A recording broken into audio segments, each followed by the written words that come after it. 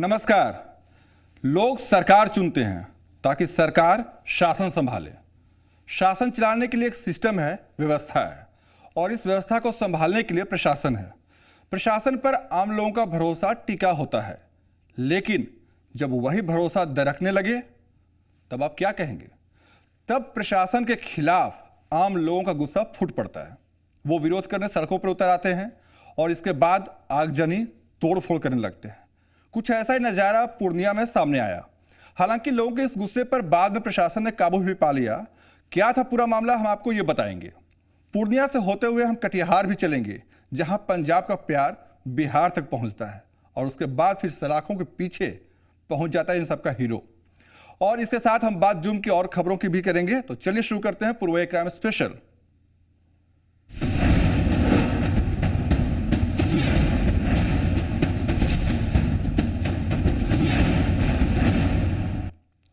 वो मजदूरी करने पंजाब गया था, लेकिन फिर पंजाब में उसे प्यार हो जाता है। ये प्यार कच्ची उम्र का था। लड़की नाबालिग होती है, उसे पंजाब से भगाकर ले जाया जाता है। मामला पुलिस तक पहुंचता है और फिर पंजाब से शुरू हुई प्रेम कहानी का हीरो सलाखों के पीछे पहुंच जाता है। पंजाब का प्यार पहुंचा बिहार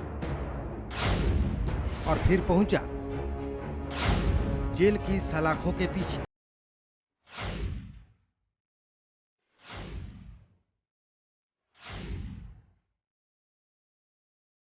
पंजाब में प्यार परवान चढ़ता है। बिहार के कटिहार का रहने वाला गुड्डू पंजाब में मजदूरी करने जाता है। गुड्डू कटिहार के मनिहारी थाना इलाके का रहने वाला है। गुड्डू पंजाब के भगत सिंह जिले में मजदूरी करना शुरू करता है। अपने पड़ोस में रहने वाली एक लड़की के साथ उसकी आंखें चार होती है।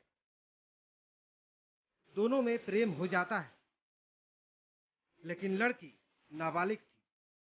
आरोप है कि गुड्डू उसे बहला फुसलाकर कटिहार ले आता है। लड़की के परिजनों ने इस मामले की शिकायत पंजाब पुलिस से की है। गुड्डू के खिलाफ लड़की को अपहरण करने का मामला भी दर्ज कर लिया जाता है। निकल आना पड़ा कि लड़की को भगा कर लेकर आया था। जो यही पर काम करता था, वो बाद में भगा कर लेकर आया था। तो क्या प्रेम प्रसंग का मामला था, अपहरण का मामला था? प्रेम प्रसंग का तो नहीं है, नए बदलाव भगा कर लेकर आया। कहाँ से लाया गया था ये? बड़ा थाना बलाचौर, जिला शीर भगत पंजाब। तो बरामद कहाँ से? बरामद इसके घर से, मनिहारी से, जगवाटी से। मामला दर्ज कर पंजाब पुलिस छानबीन शुरू कर देती है। पंजाब पुलिस आरोपी गुड्डू की तलाश में बिहार तक पहुंच जाती है।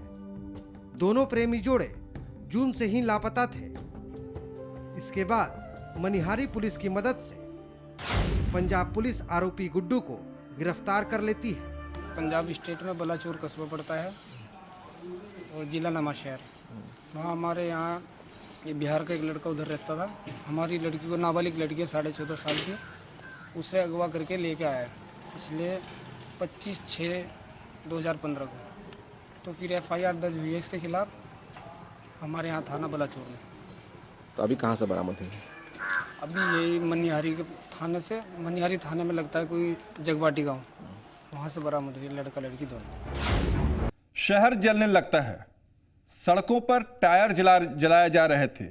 लोग अपने गुस्से का इजहार कर रहे थे। वो नाराज थे, गुस्से में थे प्रशासन के खिलाफ। शहर में एक ट्रांसपोर्टर की हत्या के बाद ये आक्रोश फूट पड़ा था, लिहाजा लोग सड़कों पर उतर आए थे। लोगों के इस गुस्से का शिकार आम लोगों को भी होना पड़ा।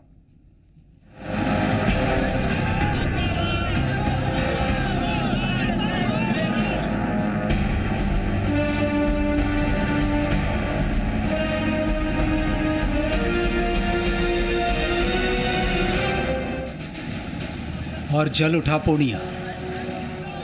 लोग सड़कों पर उतर आए, गुस्से में थे। विरोध प्रशासन के खिलाफ था और प्रशासन लोगों के गुस्से को कंट्रोल करने में जुटा था। लेकिन लोग प्रशासन के रवैये से नाराज दिखे। विरोध में पूर्णिया बंद बुला लिया गया। सड़कें सुनसान हो गई, दुकानें बंद हो गई, बसें खड़ी नजर आने लगी। आम यात्री परेशान हो गए। हालात गंभीर थे। लोग अपहरण और फिर हुई हत्या से गुस्से में थे, लिहाजा वो सड़कों पर उतर आए। अब वो प्रशासन के खिलाफ अपनी आवाज़ मुखर करने से गुरेज नहीं कर रहे थे। खोलकर प्रशासन के रवैये पर सवाल उठने लगे। गुस्से की इंतहा देखी, वो प्रशासनिक अधिकारियों को बदले जाने की मांग करने लगे। हम लोग को भ्रष्ट प्रशासन को बदलिए और स्वच्छ प्रशासन को लाइए। काहे नहीं ओनर सुरक्षित है, नहीं स्टाफ सुरक्षित है। जब जो मन होता है जिसको जहां लठिया देता, प्रतिरोध कर रहे हैं। इसमें प्रशासन चेत जाए, नहीं तो अन्यथा जानते हैं पब्लिक जब ग्रुप होगा इसको फिर प्रशासन पूर्णिया में कोई नहीं रोक सकता। पूर्णिया में एक ट्रांसपोर्टर का अपहरण कर लिया जाता है और फिर अपहरण के बाद उसकी हत्या कर दी जाती है। इस हत्याकांड से स्थानीय लोग बेहद गुस्से से भर जाते हैं। वो विरोध शुरू करते हैं और फिर पूर्णिया बंद बुला लिया जाता है। सोमवार को पवन बस के मालिक पुनीत चौधरी का अपहरण कर लिया जाता है। सूत्रों की माने तो दो लोग रामनगर में छेड़छाड़ कर रहे थे, तभी वहां से पुनीत चौधरी गुजर रहे थे। छेड़छाड़ कर रहे नीरज और अमित को पुनीत ने टोका। इलाके के लोगों की माने तो दोनों आपराधिक प्रवृत्ति के थे। नीरज और अमित को पुनीत का टोका जाना नागवार गुजरा। दोनों ने पुनीत को अपनी स्विफ्ट कार में बिठा लिया। इसके बाद पुनीत को लेकर दोनों भागने लगते हैं। गाड़ी के अंदर ही पुनीत की जमकर पिटाई की जाती है। इतना मारा जाता है कि पुनीत की मौत हो जाती है। स्थानीय लोग गाड़ी का पीछा करते हैं। लोगों के डर से लालगंज के पास एक बागान में पुनीत की लाश फेंक दी जाती है। स्थानीय लोग मौके पर पहुंचते हैं। पुलिस भी पहुंचती है।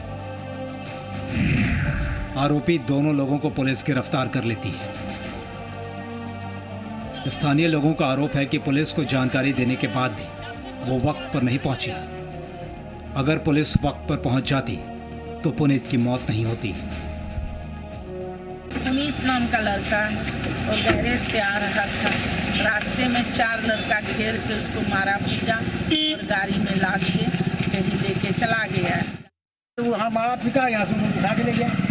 गाड़ी वाले से हमारा पूरा पब्लिक का भीड़ था यहाँ। जब आए तो पता तो चला नहीं कि किसके साथ क्या हुआ। काफ़ी भीड़ थी यहाँ से वहाँ तक घर पर। किससे भाई किसके साथ क्या हुआ तो एक लड़का उठा के लेकर चला गया गाड़ी में। कितने लोग थे वो लोग? वो लोग तो नीरज और किशोर को आदमी मिल के है। जब है तो बदमाश आदमी है ना। अब अपराधी पुलिस के गिरफ्त में है। वो अपराधियों को जल्द सजा दिलाने की बात कह रही है। तो इसमें हम लोगों ने ये निर्णय लिया है कि इसको स्पीड ट्रायल में रखते हुए इसको 24 घंटे में अगले हम लोग इसमें चार्जशीट फाइल करेंगे और चार्जशीट फाइल करके इसको न्यायालय से अनुरोध करते हुए स्पीड ट्रायल में रखें। इसमें पकड़े गए अभियुक्तों की कड़ी से कड़ी सजा कराने के लिए हम लोग प्रोजिक्यूटर के साथ मिलकर के काम करेंगे। इसमें विक्टिम के लोगों से हम लोग काफ़ी बात हुई है और हम लोग भी कह रहे हैं कि जो आपकी गवाही है उसको न्यायालय में सेशन में देंगे, जिससे कि पुलिस की कार्रवाई को और प्रोजिक्यूशन को उसको न्याय दिलाने में मदद पूरी मिल। अगर यही तेजी पुलिस ने पहले दिखाई होती तो पुनीत की जान बच सकती थी।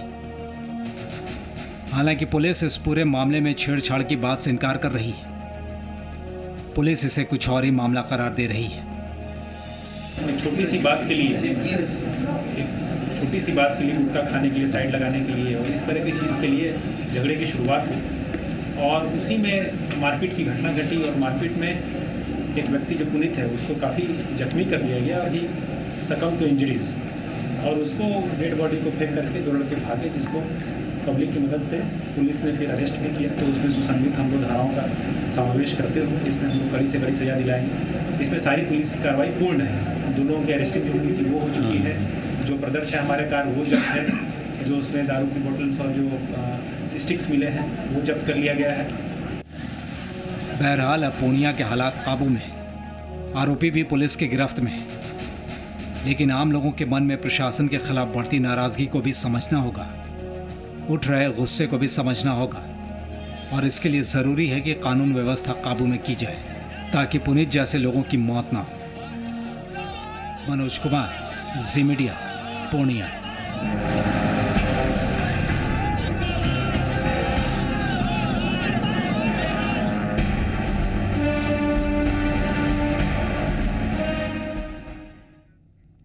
फिलहाल वक्त है एक छोटे से ब्रेक का।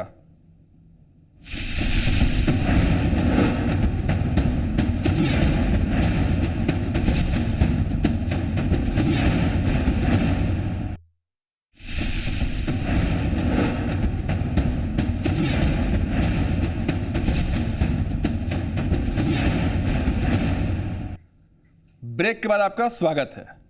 कोडरमा जेल के अंदर से गिरोह चलाए जा रहे हैं। जी हां, बिल्कुल सही सुना आपने। जेल के अंदर से लेवी वसूली का खेल हो रहा है। गिरोह के मुखिया जेलों में कैद हैं और जेल के बाहर अपराध कायम है। इस वारदात को जेल की चार दीवारी के पीछे से अंजाम दिया जा रहा है, लेकिन इस पूरे मामले का खुलासा भी कोडरमा पुलिस ने खुद किया है।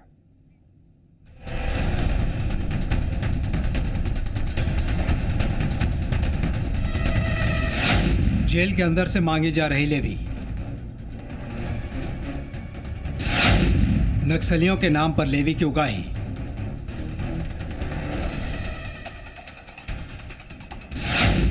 जेल के अंदर से चल रहा गिरोह। झारखंड में जेलों की हालत को लेकर पहले भी हम खबर दिखा चुके हैं। जेल के अंदर से कई आपराधिक वारदातों को अंजाम दिया गया है।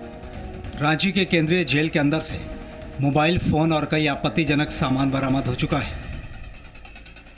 अपराधी अपनी हरकतों से बाज नहीं आते और वो जेल के अंदर से भी आपराधिक वारदातों को अंजाम देते हैं। ताज़ा मामला कोडरमा से सामने आया है। कोडरमा जेल अब आपराधिक गिरोह का अड्डा बन गया है। इतना ही नहीं, जेल के अंदर से लेवी वसूलने की भी बात सामने आई है। ये लेवी नक्सलियों के नाम पर वसूली जा रही है। जेल में बंद अपराधी व्यापारी और निर्माण कंपनियों से लेवी वसूलने में जुटे हैं। इस मामले का खुलासा कोडरमा पुलिस ने किया है। बिहार झारखंड सीमा पर अंतर्राज्यीय चेक पोस्ट का निर्माण हो रहा है। निर्माण कंपनी से लेवी की मांग की जाती है। पुलिस के पास मामले की शिकायत मिलती है। पुलिस लेवी की मांग पर अपराधियों की धरपकड़ में जुट जाती है। 2 अपराधी पुलिस के गिरफ्त में आ जाते हैं। मामला संज्ञान में आया हुआ है। जो मेगाथरी चेक पोस्ट जो कॉन्ट्रैक्टर वहाँ पे काम कर रहे हैं, उनको फ़ोन पर धमकी मिल रहा है और उसके हम एनालाइज किए और परसुएट करने पर हमने 2 आदमी को हमने गिरफ्तार किया है। इन अपराधियों की गिरफ्तारी के बाद कई चौंकाने वाले खुलासे होते हैं। कोडरमा जेल में गोगा सरदार बंद है। गोगा सरदार का अपना एक गिरोह था। उधर नवादा जेल में रुपेश चंद्रवंशी बंद है।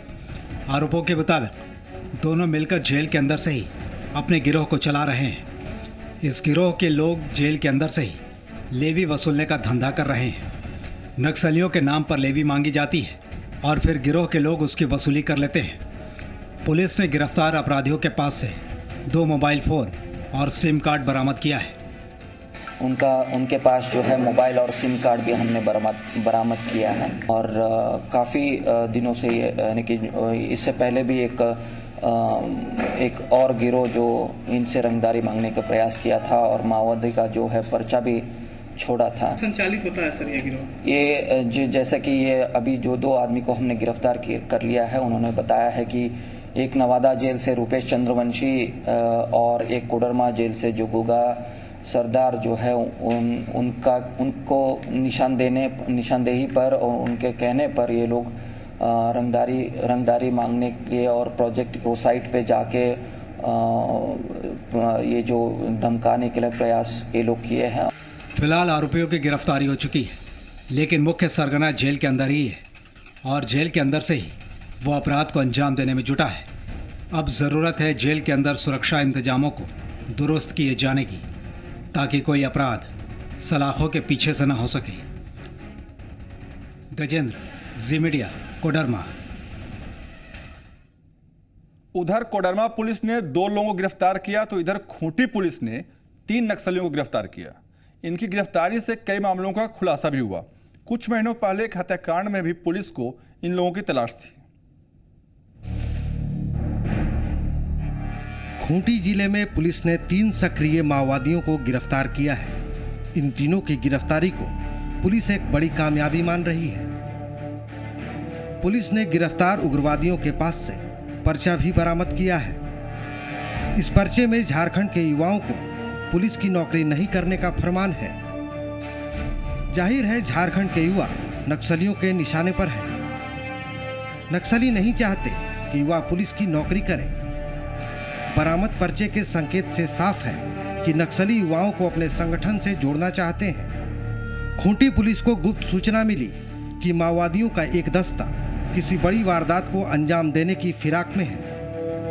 इस जानकारी के बाद पुलिस हरकत में आती है। पुलिस ने सीआरपीएफ की एक टीम तैयार की, जिसके बाद पुलिस छापेमारी करती है, जिसमें पुलिस को बड़ी कामयाबी हाथ लगती है। उसमें गुप्त सूचना मिली थी कि कुछ माओइस्ट का जो लोकल गुरिल्ला स्क्वाड है उसके कुछ सदस्य आए हुए हैं किसी घटना को अंजाम देने के लिए।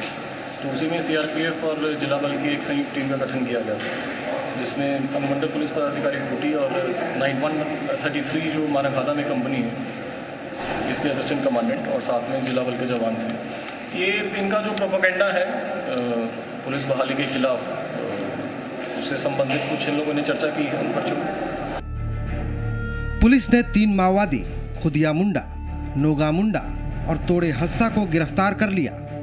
गिरफ्तार नक्सलियों के पास से पुलिस एक देसी कट्टा, 4 जिंदा कारतूस भी बरामद किया है। आपको बता दें कि गिरफ्तार नक्सलियों की कई मामलों में तलाश थी। जून के महीने में एक हत्या हुई थी। जड़ी बूटी से इलाज करने वाले एक शख्स की हत्या में गिरफ्तार उग्रवादियों का ही हाथ बताया जाता है। गिरफ्तार तीनों उग्रवादी मुरहू इलाके में सक्रिय थे। ये बोयदा पाहन के नेतृत्व में घटनाओं को अंजाम दे रहे थे।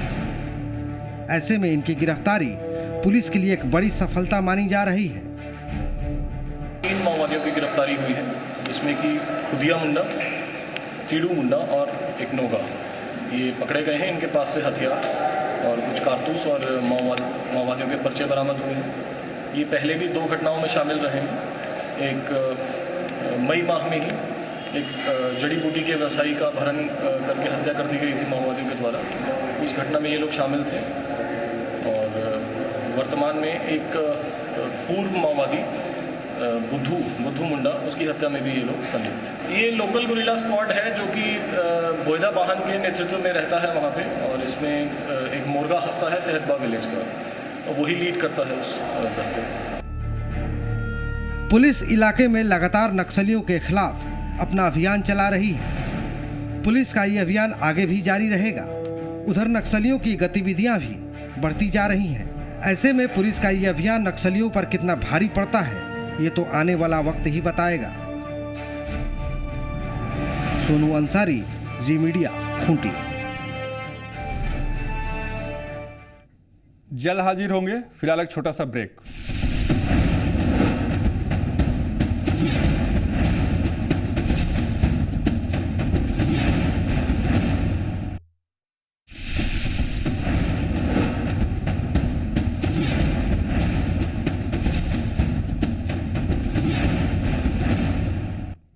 ब्रेक के बाद आपका स्वागत है। वो हमारे देश की अर्थव्यवस्था को कमजोर करने की फिराक में लगे हैं। पाकिस्तान से शुरू हुआ यह सफर बांग्लादेश के रास्ते हमारे यहां पहुंचता है। कुछ अपने ही लोग हैं जो अपने देश को बर्बाद करने में जुटे हैं, वो भी महज चंद पैसों की खातिर।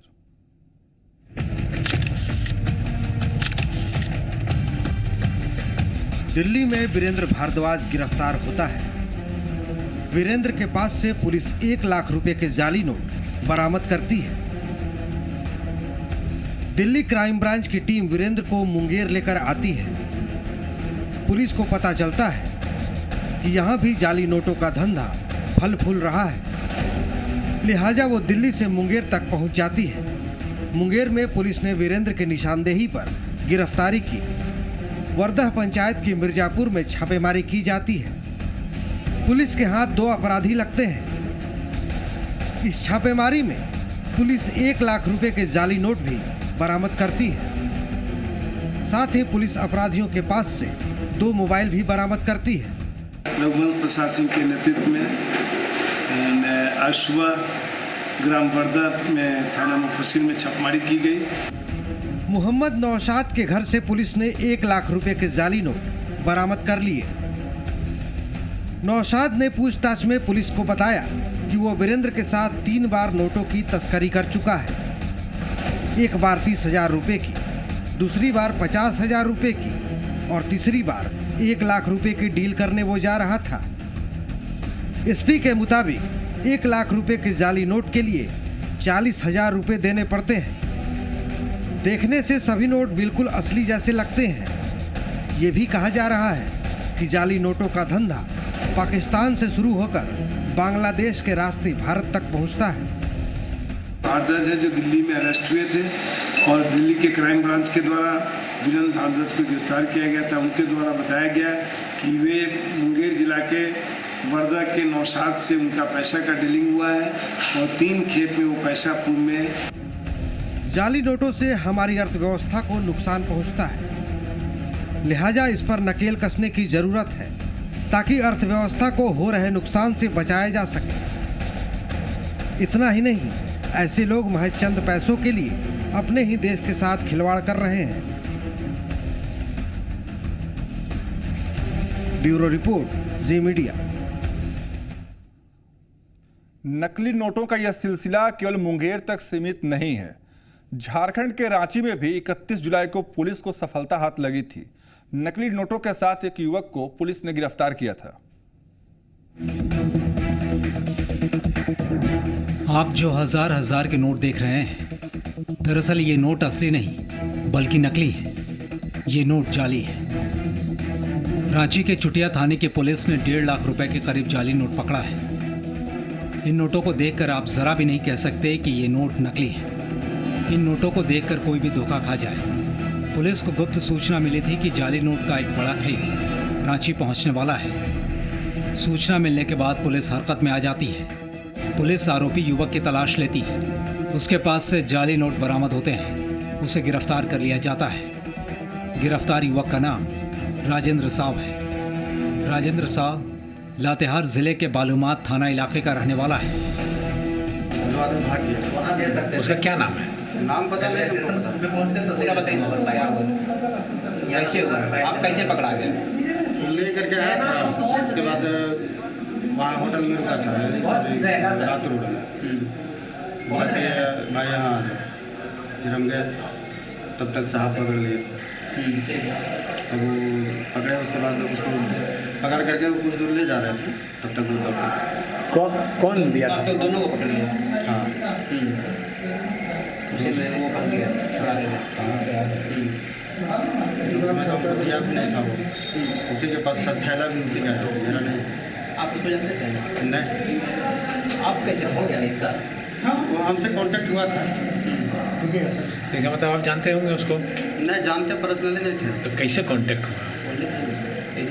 कांटेक्ट वो दूसरा आदमी काम करता है ना, उसके साथ वो तो भेजा था उसको। वो ठीक है। तो जब वो पकड़ाया तब निकला पैसा। अच्छा, रात में लोग कौन सा होटल हुआ? होटल नहीं था, ऐसा ही रोड में। राजेंद्र साहब के पास से पुलिस 1.5 लाख के जाली नोट बरामद करती है। नकली नोटों की एक खेप बंगाल के झालदा से आई थी।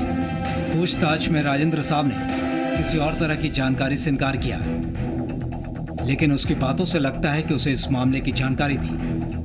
बिना किसी जानकारी के वो नोटों की खेप कैसे ले सकता है? राजेंद्र ने 1.5 लाख के नोटों को 70,000 रुपये में खरीदा था और उसे आगे बेचने वाला था।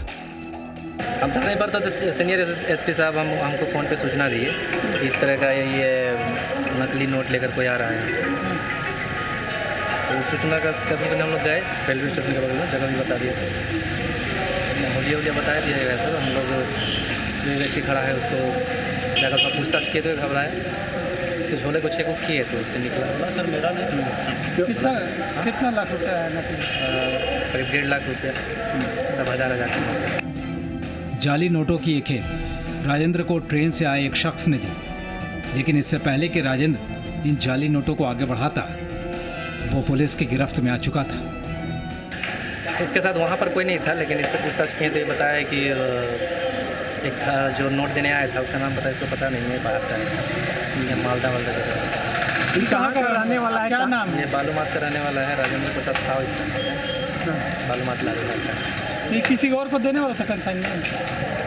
अभी तो बोल रहा है कि अपने घर में ले जाकर रखने वाला था, बाद में देने वाला था किसी को, उसका नाम सिर्फ प्रेम बता रहा है। अब पुलिस पूरे मामले की जांच कर रही है। जाली नोटों का ये नेटवर्क बड़ा जान पड़ता है। ये सीधे तौर पर हमारी अर्थव्यवस्था पर चोट करता है। अब ऐसे में पुलिस को इस मामले की तह तक जाने की ज़रूरत है ताकि देश के अर्थव्यवस्था को खोखला करने वाले बेनकाब हो सके। सनी शारद, जी मीडिया, रांची। महज चंद रुपयों के खातिर लोग अपने देश के खिलाफ खड़े हो जाते हैं। बहरहाल, जुर्म की दुनिया की खबरों में आज बस इतना ही, लेकिन आप रहिए सावधान और बाखबर, क्योंकि जुर्म कहीं भी और कभी भी हो सकता है। इसी के साथ दीजिए इजाजत। नमस्कार।